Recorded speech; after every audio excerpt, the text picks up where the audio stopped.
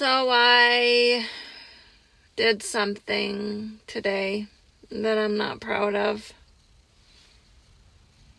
I drove by his house.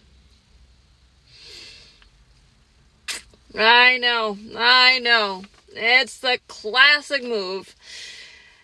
Thinking that you'll accidentally run into him. Miracle's gonna happen or something. But let's be real. We've all done it.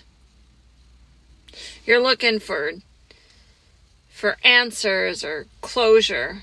Or maybe just to see if he's really moved on. Here's the thing. Driving by his house, it's not going to bring us closer to healing. It's just going to keep us stuck in the past for even longer. So I'm choosing to stop driving by his house.